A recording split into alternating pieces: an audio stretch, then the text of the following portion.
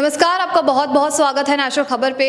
मैं आपके साथ प्रज्ञा झा। जैसा कि आप सभी जानते हैं कि नेशनल खबर एक ऐसा प्लेटफॉर्म है जो कि आपको बड़े बड़े रिसर्चर्स और जिन्होंने बहुत एक्सपीरियंस लिया है अपने अपने फील्ड में, उन सभी के पास हम पहुंचते हैं और आपको अच्छी अच्छी ट्रीटमेंट, जो सबसे बेस्ट ट्रीटमेंट हो सकती है, वो आपको सजेस्ट करते हैं। इसी कड़ी में आज जो है हम यहाँ पहुँचे हैं गुरुग्राम में साई संजीवनी आयुर्वेदिक हॉस्पिटल में। यहाँ पर अभी जो है यहाँ के डायरेक्टर हमारे साथ जुड़े हुए हैं पुरु धवन जी।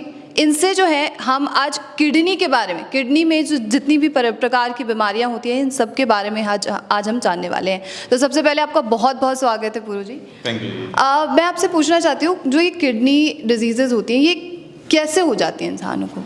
किडनी की जो सबसे बड़ी परेशानी होती है वो है किडनी फेलियर, और इसके पीछे कारण बहुत कॉमन सा है, वो है हाई ब्लड प्रेशर और शुगर लेवल।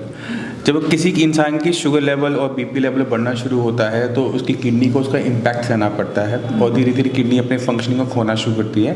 तो ओवर द पीरियड टाइम में क्या होता है, जो पहले खून साफ हो रहा था अब नहीं हो पाता, जो गंदगी पहले निकल पा रही थी अब नहीं निकल पा रही। क्रिएटिनिन शरीर में, यूरिया शरीर में इकट्ठा होना शुरू हो जाता है। अब जब शरीर में गंदगी इकट्ठी होनी शुरू होती है तो उस गंदगी की वजह से बॉडी में अलग टाइप के सिम्टम पैदा होना शुरू होते हैं, और जो कि पेशेंट को बीमार करते चले जाते हैं। जैसे कि हम आपके यहाँ पे सुन ही सकते हैं कि ये साई संजीवनी है, तो संजीवनी यानी कि आयुर्वेदा हम मान सकते हैं। तो किस तरीके से आयुर्वेदा किस तरीके से किडनी का ट्रीटमेंट करता है, ये हम जानना चाहेंगे। ट्रीटमेंट पहले मतलब जो बेसिक बॉडी है वो तो सभी के लिए कॉमन है, ठीक है। इसमें हमें समझना पड़ेगा कि किडनी को नुकसान चीज़ क्या पहुंचा रही है। अगर किसी पेशेंट आता है, पेशेंट बताता है कि मेरा बीपी बहुत ज़्यादा हाई रहता था या रहता है, किडनी का साइज़ छोटा हो रहा है, तो हमें पता लग जाता है कि किडनी को जो नुकसान पहुंचा है वो हाई ब्लड प्रेशर की वजह से पहुंचा है। अब बीपी को वहाँ से हमें हटाना पड़ता है, बीपी को हमें नॉर्मल करना पड़ता है, क्योंकि अगर बीपी हाई बना रहेगा तो किडनी को नुकसान चलता रहेगा, और किडनी को नुकसान चलता रहा तो जो गंदगी है, क्रिएटिन है, यूरिया है, वो शरीर में और इकट्ठा होता चला जाएगा। तो पहला काम होता है कि बीमारी की जड़ को वहाँ से हटा।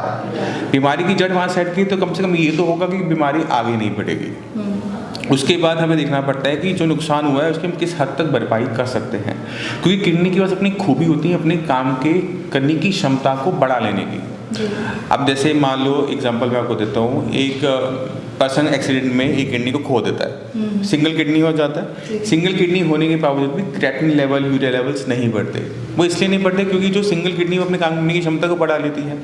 अगर हम यही चीज़ सारे किडनी फेलियर पेशेंट्स में यूज़ करते हैं कि मान लो उनका क्रिएटिनिन 4 है, क्रिएटिनिन 4 का मतलब ये होता है कि किडनी 60% तक काम नहीं कर रही, बट 40% अभी भी काम कर रही है। इस 40% की फंक्शनिंग को हम बढ़ाते हैं तो क्या होता है कि लेवल्स क्रिएटिनिन के डाउन होने शुरू होते हैं, क्योंकि किडनी पहले से अच्छा काम कर रही है। पर उसके लिए शर्त वही होती है कि आपने पहले बीमारी के जड़ को शरीर से बाहर करना ही होता है, तभी वो काम कर पाएगा सिस्टम, वरना वो काम नहीं करता।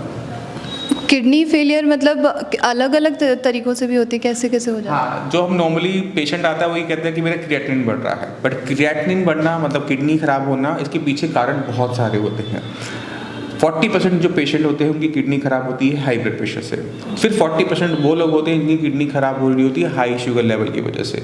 उसके बाद जो 20% बचता है उसके अंदर genetic disorders, IgA nephropathy, polycystic kidney, lupus nephritis, ये सारे आ जाते हैं। तो अगर हम 80% पे फोकस करें तो हाई ब्लड प्रेशर और शुगर लेवल ही कारण है किडनी खराब होने के सबसे बड़े, और इसी वजह से जो बीमारी है किडनी फेलियर हर घर में पहुंचती जा रही है। कारण ये है कि बीपी शुगर हर घर में हमें देखने को मिल जाता है। तो मतलब अगर हम किडनी फेलियर की बात करें तो और भी किसी कोई तरीका है कि इससे ठीक किया जा सके? आयुर्वेदा में और कितने तरीके हैं इनसे? नहीं, आयुर्वेद में जो तरीके हैं वो बहुत सिंपल बेसिक्स वाले ही होते हैं कि अगर हमें किसी भी बीमारी का ट्रीटमेंट करना है, स्टार्ट विद द रूट, उसकी जड़ से शुरू करो, उसकी जड़ को वहाँ से बाहर करो, कम से कम बीमारी को आगे बढ़ना बंद करो। उसके बाद है कि अब वहाँ पे जो नुकसान हुआ है उसको हमें इमेजिन करना पड़ता है। अगर पेशेंट आ रहा है, उसने अपनी हिस्ट्री दी है, तो हम इमेजिन करते हैं कि उसकी किडनी के साथ क्या हुआ होगा।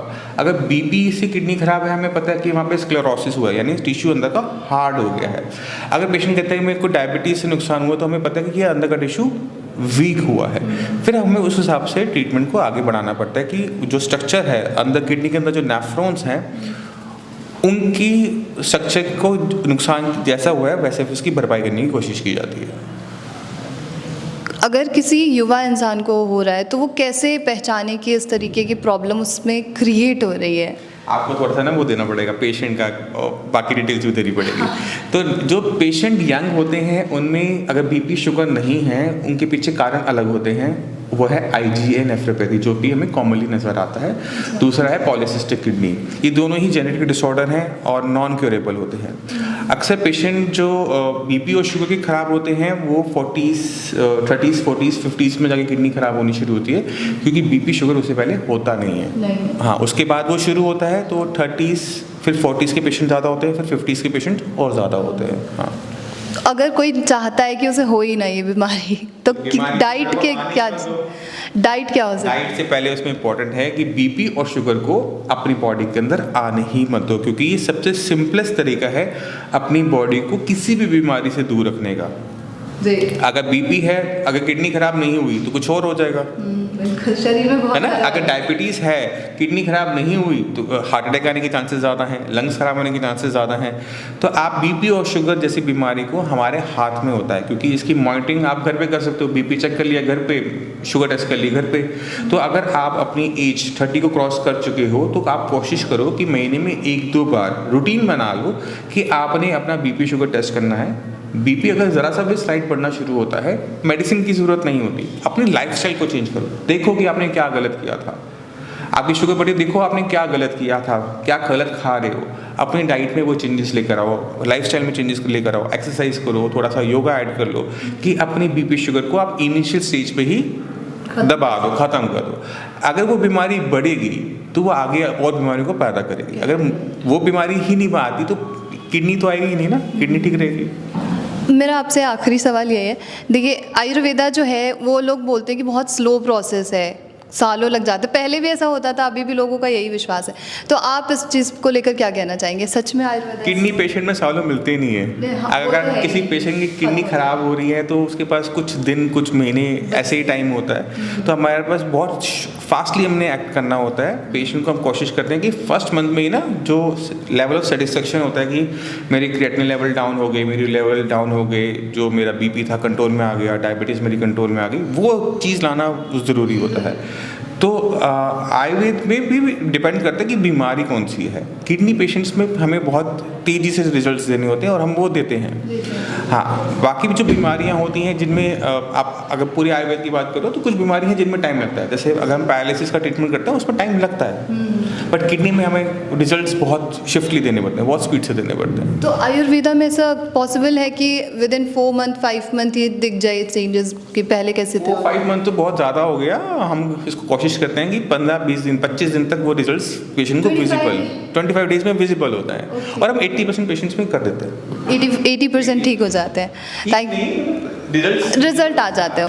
तो डॉक्टर साहब, जैसे कि आपने कहा कि 25 डेज़ के अंदर या 30 डेज़ के अंदर इम्प्रूवमेंट देखने को मिल जाती है, तो कुछ आपके पेशेंट शायद बाहर आए हुए हैं जिनसे हम आपसे परमिशन ले रहे हैं कि क्या हम उनसे बात कर सकते हैं, वेरीफाई करना है, क्योंकि ग्राउंड रियलिटी बहुत अजीब होती है। मैं आपको ये एडवाइस करूंगा कि आप पेशेंट से पहले एक बार बात कर लेना। अगर वो एग्री करते हो तो मुझे कोई ऑब्जेक्शन नहीं है। ठीक है, उनसे परमिशन। Thank you.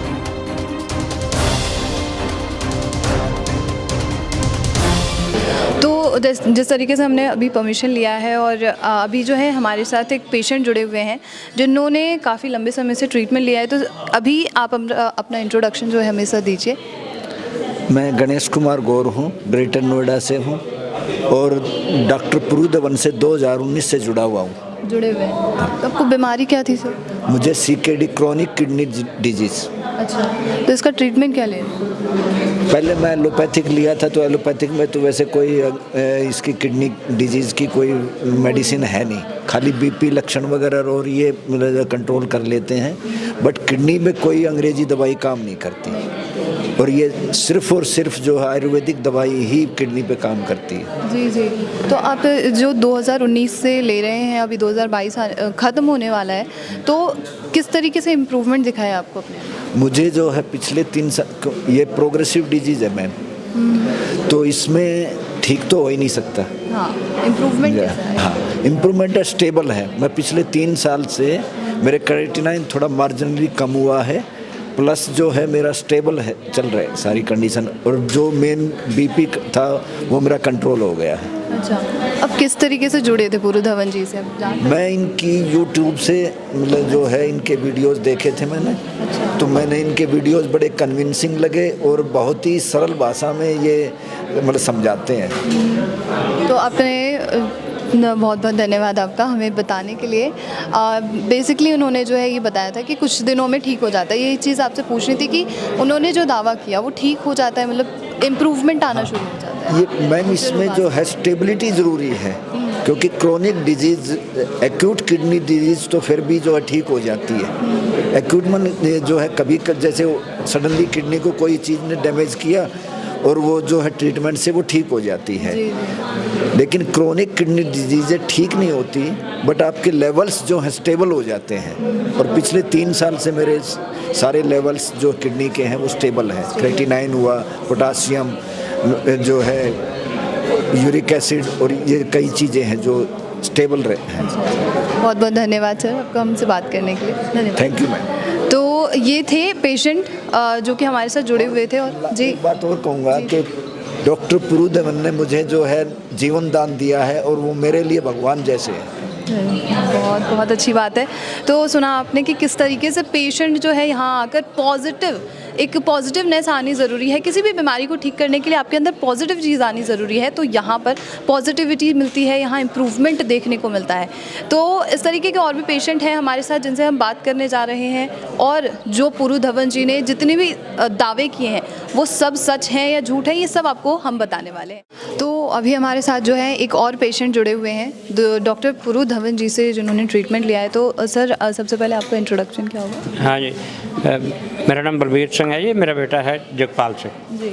हाँ, तो इसको प्रॉब्लम थी, हमने ये नीचे यूट्यूब होता है ना टेलीविज़न, इसका मोबाइल का, इससे मैंने पता किया। हाँ, अच्छा।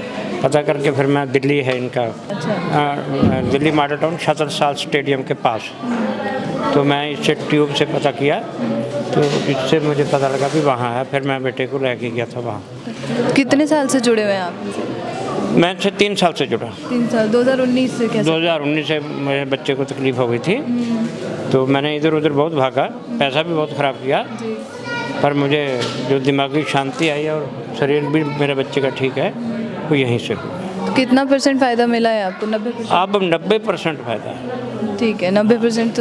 तो मतलब किस तरीके से ट्रीटमेंट किया इन लोगों ने, कुछ उसका? इन्होंने ट्रीटमेंट बहुत अच्छा किया। डॉक्टर साहब बहुत जेंटल आदमी हैं जी।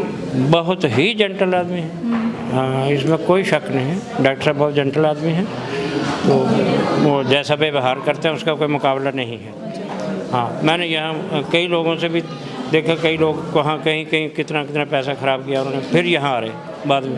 तो आप कहाँ से आए हैं? मैं दिल्ली से आया हूँ। दिल्ली में रहते हैं? हाँ, नई दिल्ली में रहता हूँ, तिलक नगर। तो यहाँ पर गुरुग्राम पहुँचे हुए हैं? हाँ, वो हाँ ट्रीटमेंट के लिए सुबह 9 बजे चले थे घर से, 8:30 9 बजे, और समझ लो 1.5-2 घंटा आने का लग जाता है। हाँ, धन्यवाद आपका।